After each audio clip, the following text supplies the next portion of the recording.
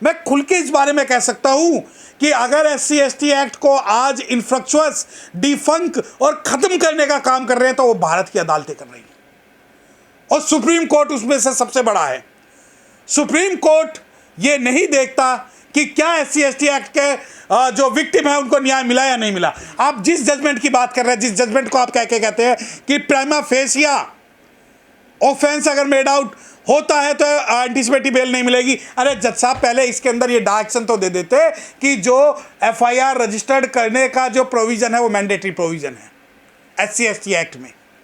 कोई public witness की जरूरत नहीं है, इसमें पब्लिक विटनेस को डिफाइन करते हैं, परंतु वो खुल के इस जजमेंट में इस बात को नहीं बोलते कि FIR दर्ज कराने के लिए किसी भी दो इंडिपेंडेंट विटनेस की या पब्लिक विटनेस की जरूरत नहीं है। पर जरूरत तो है ना, नहीं है। अब जब हम थाने में कोई भी अनुसूचित जाति का व्यक्ति जाता है, मैं आपके चैनल के माध्यम से खुल के कह रहा हूं, अगर पूरे भारत में आप एक भी FIR ऐसी दिखा देंगे कि जिसके अंदर एक SC ST का व्यक्ति जाता है, थाने गया और वो कहता है कि मेरे ऊपर जातिगत अत्याचार हुए, आप SC ST एक्ट के अंदर में FIR दर्ज कर लीजिए, तो तुरंत पुलिस वाला कहता है क्या पब्लिक विटनेस के सामने ये हुआ, क्या इंडिपेंडेंट विटनेस के सामने ऐसा हुआ? अगर ये जजमेंट दे रहे थे, और मैं आपको बता दूं SC ST एक्ट का सेक्शन 4 है, अगर कोई पुलिस वाला FIR दर्ज नहीं करता तो उसके खिलाफ सेक्शन 4 की SC ST एक्ट में कार्रवाई होनी चाहिए, परंतु आज तक एक भी FIR नहीं। दूसरी बात, ये जो शब्दों का खेल है कि प्राइमा फेसिया, अरे लॉ में आपको ये डिफाइन करना चाहिए था कि अगर कोई पुलिस वाला SC ST की एक्ट की FIR दर्ज नहीं करता तो उसके खिलाफ मुकदमा होना चाहिए सेक्शन 4 के अंदर। अगर कोई जज अगर एंटीसिपेटरी बेल दे देता है तो उसके खिलाफ भी सेक्शन 4 में मुकदमा दर्ज हो सकता है। मैं आपको एक जजमेंट बता रहा हूँ, काटजू साहब की जजमेंट है। वो जजमेंट कहती है अरुंगम सर्वई, आप लिखिए इस जजमेंट को, जजमेंट का नाम है Arungam Servai versus union of India, Katju साहब की जजमेंट है। और वो जजमेंट का पारा 17 ये कहता है कि अगर SC ST व्यक्ति के ऊपर कोई भी अत्याचार होता है तो उसके जिले के DM और SSP को तुरंत सस्पेंड किया जाना चाहिए। परंतु क्या पूरे भारत में कोई भी SSP, कोई भी DM आज तक SC ST एक्ट के अंदर में सस्पेंड हुआ है? किसी भी पुलिस वाले के खिलाफ, किसी भी DM के खिलाफ, किसी भी चीफ सेक्रेटरी ऑफ स्टेट के खिलाफ क्या सेक्शन 4 की कार्रवाई हुई है? और जब ये जजमेंट एक आती है कि प्राइमा फेसिया ऑफेंस अगर मेड आउट नहीं होता तो एंटीसिपेटरी बेल लागू नहीं होगी, अरे पार्लियामेंट भी यही कह रहा है, सेक्शन 18 SC ST एक्ट का यही कह रहा है। उसके अलावा सेक्शन 4 ये कहता है कि जो SC ST एक्ट के प्रावधानों का पालन नहीं करेगा उसके खिलाफ होगा। अब आ जाओ कि क्या इससे हमें कुछ मिला। देखिए, बीइंग एन एडवोकेट और being a council for the so many victim of the schedule caste community, आज अगर SC ST एक्ट ही एकमात्र हजारों एक्ट में से एकमात्र SC ST एक्ट ऐसा है जिसको पुलिस जो है वो ख़त्म करना चाहती है, और पुलिस के खिलाफ अगर हम कोई कार्रवाई करने चाहते हैं तो उसमें जो निचले जजिस हैं वो जजिस उसको प्रोटेक्ट करते हैं। और उसके बाद में हाई कोर्ट और सुप्रीम कोर्ट जो है, आज सुप्रीम कोर्ट की एक 3 जज बेंच कहती है कि नहीं, हम बेल नहीं होनी चाहिए, अगले ही दिन जो है कोई दूसरी बेंच उसमें बेल दे देगी। तो क्या आप इसको real implementation of SC ST act मान सकते हैं? तो ये छलावा है, और SC ST एक्ट को निष्क्रिय करने का एक सिर्फ छलावा मात्र। नहीं, जो आपने भी जिक्र किया 3 जजों ने बैठकर जो कहा कि बेल नहीं होगी, तो ये सही फैसला नहीं है? नहीं, ये सही नहीं। देखिए, दो चीजें, इसका तो ऐतिहासिक बताया जा रहा। देखिए, जो लोग ऐतिहासिक बता रहे हैं उनसे मेरा निवेदन है कि इस ऐतिहासिक जो जजमेंट है इसके इतिहास को पढ़े, सारी जजमेंट्स को पढ़े, इसकी प्रैक्टिकल व्याख्या करें, और पूरे भारत से ओपिनियन ले कि क्या इस जजमेंट के आधार पर एक भी व्यक्ति की बेल कैंसिल हो चुकी है या होगी। सर, ये समझ में नहीं आता, निचली अदालत कुछ फैसला सुनाती है SC ST एक्ट को लेकर और सुप्रीम कोर्ट आके फिर उसको कुछ कर देता, तो मानते क्यों नहीं? नहीं, सुप्रीम कोर्ट, देखिए मेरी बात सुनिए, कोई निचली अदालतें और कोई पुलिस वाला SC ST एक्ट के अंदर में सुप्रीम कोर्ट की नहीं मानता। क्यों नहीं मानते? क्योंकि उन्हें पता है कि उसको बचाने वाले ही सुप्रीम कोर्ट में बैठे हुए हैं। उनको पता है कि वो, अब एक बात है, मैं एक सिंपल आपसे एक सवाल पूछता हूँ किसी भी विक्टिम से कि SC ST एक्ट ये कहता है कि अगर किसी भी अनुसूचित जाति के व्यक्ति पर अगर कोई भी अत्याचार होता है तो उसकी तुरंत गिरफ्तारी होनी चाहिए। यहाँ तो FIR भी नहीं होती है सर। हाँ, मैंने कहा ना तुरंत गिरफ्तारी होनी चाहिए। यहाँ पहला तो अगर आपने एफआईआर करा ली तो आप जंग जीत जाओगे। अगर एफआईआर हो जाएगी तो आप गिरफ्तारी करवा के दिखा दो। उसके बाद में जिन लोगों को लगता है कि अमूल चूल परिवर्तन हो गया इस जजमेंट के बाद में, जिस जजमेंट का नाम है किरण वर्सेस राजकुमार जीवराज वर्सेस अनदर, ये 1 सितंबर 2025 को लाई गई है, तो मुझे ऐसा लगता है कि बहुत बड़ा या कुछ भी, मैं मानता हूँ कि 1% भी इसमें हमें जो है समाज को न्याय नहीं मिलेगा, बिल्कुल नहीं। ये सर जब प्रथम दृष्टि की बात की जा रही है, हाँ, तो इसको कौन तय करेगा प्रथम दृष्टि में कि ये अपराध हुआ है नहीं हुआ? वो तो पुलिस ही तय करेगी। पुलिस तय करेगी।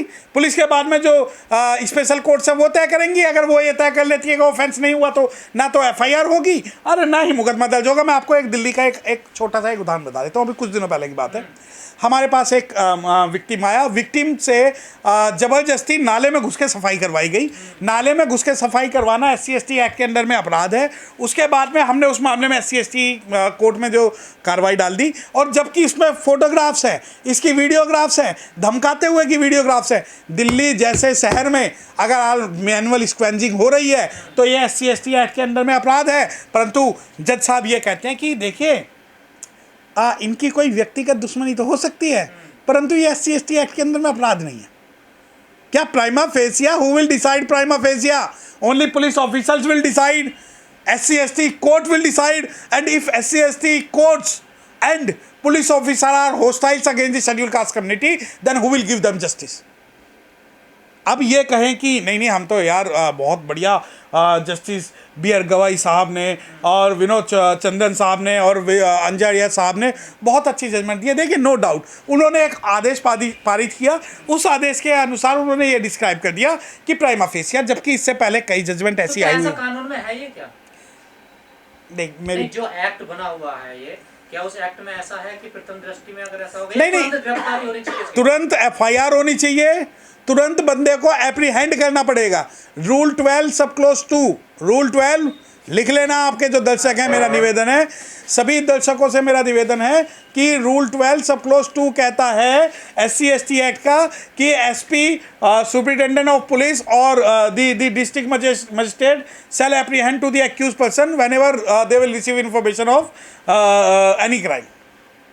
ठीक है, तो अब जब ये बात है, अब आप ये कहें कि देखिए मैं आपको एक बात बता दूं, मैं आपके चैनल के माध्यम से मैं विनम्र निवेदन ये करना चाहता हूं कि पूरे बहुजन समाज को, पूरे शेड्यूल कास्ट कम्युनिटी को, शेड्यूल ट्राइब कम्युनिटी को इस जजमेंट का हिसाब से या इस SC/ST एक्ट के अंदर में जो प्रावधान है उसके अंदर जो पुलिस और हमारे साथ जो जुडिशली जो छलावा कर रही है उससे बच के रहना पड़ेगा।